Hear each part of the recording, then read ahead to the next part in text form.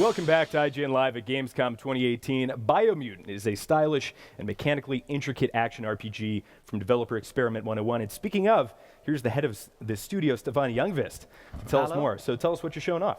Well, Biomutant, we were here last year premiering this game, came from nowhere. That's what people said. But for us, it's we worked hard on that game day and night, so we're back.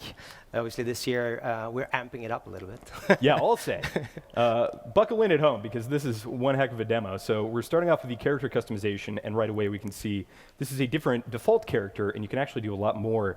But this is not just aesthetic. So what are we looking at in terms of character customization, and what does this afford in terms of gameplay? Yeah, so I mean, in the background, you will see here that we have a full RPG system. So on the right-hand side, you'll see that the stats are changing as we are changing the genetic code. So within each genetic code, now you see that it has changed like the look, but it's also then the actual genetic code that gives you the boundaries for those attributes on the right-hand side that you can have with this genetic code. You can respec these at any biohazard pool in the open world, so you're free to do that, but also be mindful then that if you have upgraded your attributes during the way, might be something worth considering. So how far in are we at this point? Yes, so what we do with this demo is that we take you to a specific place in the open world. And here's one of like 5 possible starts for this particular area. So what we do is that we create a biome. In this case, it's frost or cold. You could also be playing this demo now and have heat zone, kind of desert-like, or a biohazardous forest, or a radioactive ruin, for example. And that kind of mixes up gameplay a little bit, because that's dangerous. Sure, and those all come with, it's worth noting, those all come with these environmental modifiers, yes, like frost. And what does that mean in terms of gameplay? Do you have to account for that? Yeah, we will see soon here when the player continues that we start up a meter. So, for example, if you're going to venture deep into a cold zone, you see warning extreme cold, you have to gear up for that. Oh, so warm chilly. clothes, etc. There's also 2 additional ones, one electric and one called dead zone, which is the most dangerous one. We will see more of that later on. Thus the word dead. So where are we at in terms of our character's progression? Is there a build that this character has kind of decided to partake in, and is that allowing them certain characteristics or abilities that is kind of informing their gameplay and the way that they approach combat? Yeah, so what we're seeing here, like actually in the demo, because we have such an extensive crafting system, we're actually providing a randomly crafted weapon set. So even we don't know what weapons we're getting in this demo. But it's all about free flow, mixing match.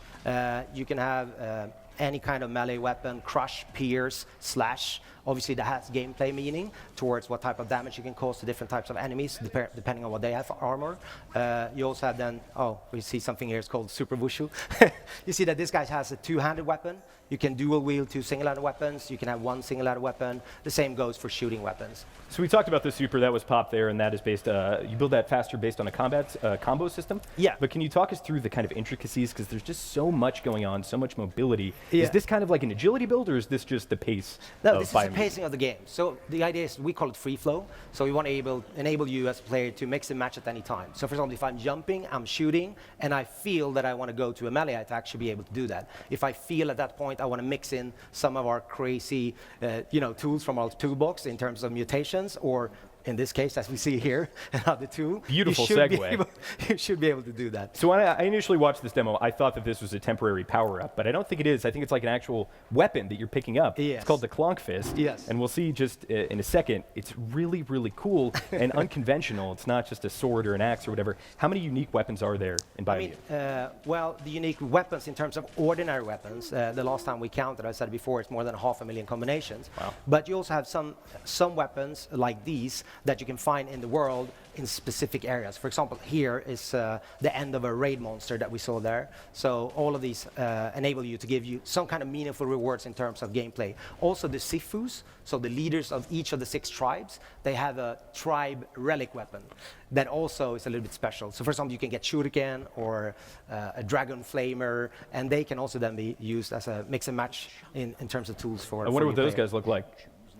Foreshadowing, maybe. So we're getting a great look at this chug yard. Yeah. So this, I initially thought that this was a linear level-based game, but you told me it's open world. Yeah. That blows my mind. And tell me about the way that you can choose to play this in terms of the order. Yeah, so if this demo was actually now part of the real game that we are developing, it's actually pretty much consisting of two missions. Meet the main character that you will soon meet here, because we have a character-centric world design. So as you were saying, it's not linear at all. So you will go to him, and he will be giving you a lot of missions revolving around his area. I have to talk about what just happened there. That was kind of Katamari Damacy is one of my favorite games, and I love that this is just. There's so many unique little gameplay segments in this demo. Tell me about some of your inspirations, and was that a temporary power, or is that something that we can just use from now on? No, it's totally something that you can use. So when you go to a biohazard pool, you can choose to spend your biohazard points, your mutation points, to unlock like physical mutations. Here's an example. So you can, at any time you go there, choose to have this one, for example. Or in the last year, we showed you some fungi. We showed you also moths that you can spew out from your mouth. And you can combine this in any way. You can also have then the side mutations, like X-Men style mutations. You can have 4 active at any time, and you can respec those at any time. And are these required to traverse certain parts of the world? No, but the skillful player might combine them to reach areas where other people won't go. Yeah. So we got a big guy here. This is not the first one we've seen. He, however, is riding a rocket, which is very cool. But talk me through the enemy archetypes. Yeah, so in this demo, we see one of the 6 tribes. So they're actually going to try to break in and get some scrap, skronky scrap, which is kind of metal, what they use to build their weapons, etc. So this is one of the tribes in the game. There are 6 tribes, and there's a lot of variety in terms of creatures and monsters that are all morphing. So you saw the creature at the beginning of this demo. He's morphing. He will look completely different when you're playing, and they also then get, like, if you come into a cold zone, he will have cold-based attacks. So that's also, like, if you're not geared up towards that, it would be harder, right? Talk to me about replayability, because this is a game that oh, wait, we have to watch this. So this is the Wuju Super, but it's for the Clonk Fist, and he just pummels them into the ground. It's the funniest thing. It's like whack-a-mole. I absolutely love it. But tell me about the character's progression and replayability and what Biomutant offers there. Yeah, I mean, it's an open world game, right? It's 8 by 8 kilometers. We start off like first 25 minutes, we show you the ropes. But once you see the open world vista, as we showed you last year in this game, you're able to go anywhere in the world. But remember what I said, there are some dangerous zones, so you might need to equip for that. Also, in some cases, you might need special creatures to come up towards mountainsides, etc., or special means of traversal. Maybe this rocket, but I don't know. You see what I mean? So you're free, but there are some things that we are challenging you with in order to continue to traverse around the world. So we were talking about a little bit about weapon types. Can you break down? There's a lot of like stun effects. I noticed that there was the bludgeon kind of inflicted a stun effect. So what are the various weapon types and archetypes, and more specifically the ranged weaponry I notice is kind of tied to agility. So can you talk about that? Yeah, I mean, every weapon can also be you can have a module that you place on the weapon. So for example, that will make the weapon electric. It'll make shoot frost bullets, and that goes for every type of shooting weapon. But then you also have a lot of variety in terms of your range of semi-automatic, automatic weapons, shotgun-style weapons. But it's not like in the traditional sense, because I said all of those bullets can be kind of modified to do different types of damage depending on your play style. So if you want to do a lot of stun, maybe use a frost affix on your gun, for example. In terms of what you said with agility and mobility, that's the core of the game, right? We want to enable you to free flow. So even if you spec agility, that will help you maybe to use some of those even faster weapons. Yeah. So we see that in this kind of discussion segment, there's almost a Paragon Renegade system happening. You're getting minus points or plus points depending upon what you choose. Yeah. How does that affect how the NPCs react to you? Yeah.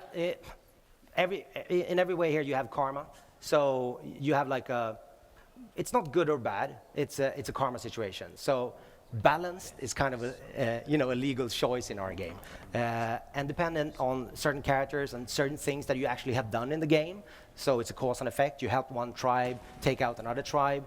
Certain characters might react differently to you and enable more quests. So we never shut down quests or missions for you, but we enable more depending on your actions. And what is happening here? This is about to get really interesting. Yeah, so spoilers. In the world there's like mech Rex. So we have a Mechton in the game. You will see it here soon. So this is actually how you collect points to upgrade a mech. So in the demo you can only change the cockpit, but in the real game you can change all the different bits and bobs from this mech. So Gizmo, this black finger, is actually helping you to construct this.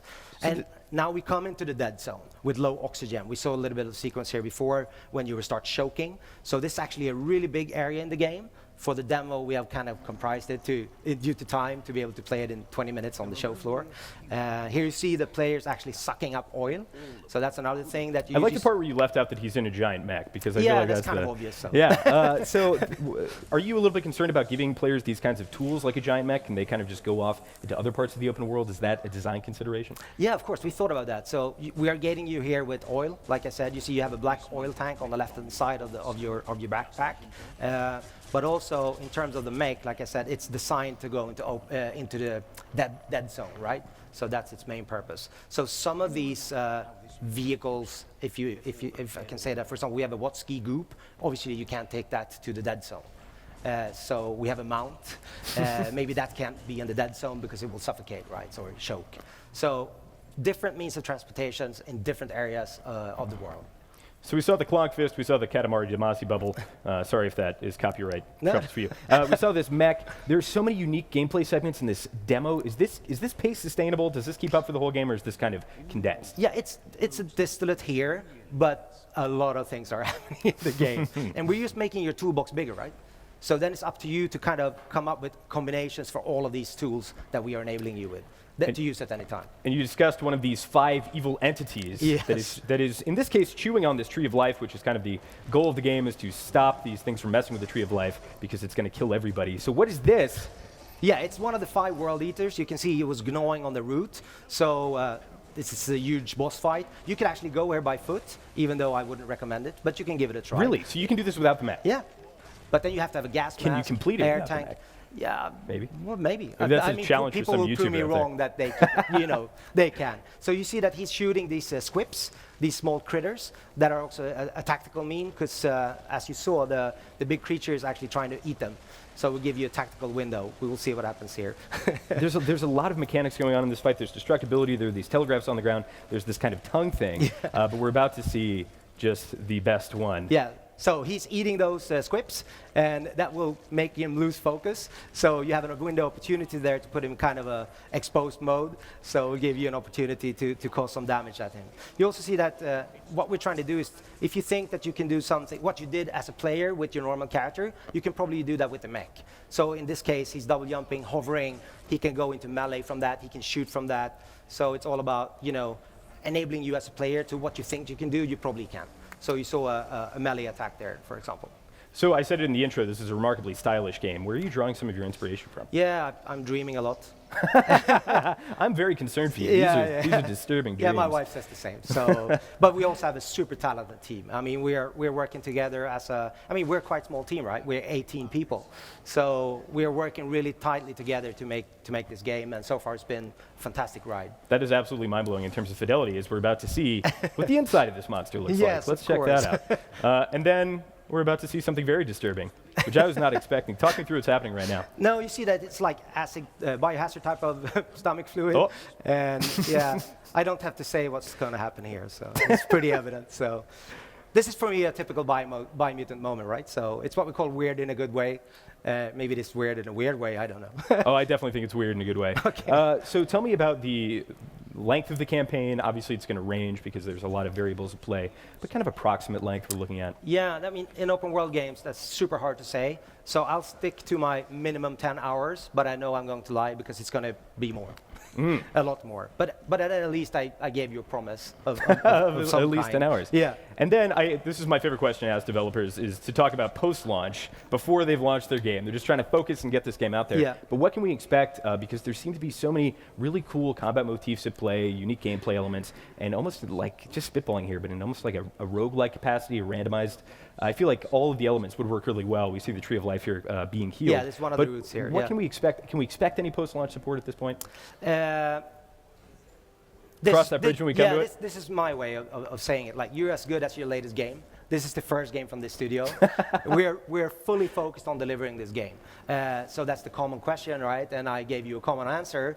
But of course, I think the game hopefully will be supported by players and gamers. They will like it. And if they do, we will make more content for the game. So Is that a good answer? Absolutely. We're seeing an absolutely beautiful montage here of all these various little bits of the game. Talk me through some of the cool stuff. Yeah, so we're trying to, I mean, it's very important to state that this is an open world game, right? You can go anywhere. So we're showing you bits and bobs here and sort of some of the crazy, weird key characters that you will meet that will take you through different types of experiences. There's Goop, the character that builds the Wotski. Here's the crazy guy that keeps track of the Tree of Life.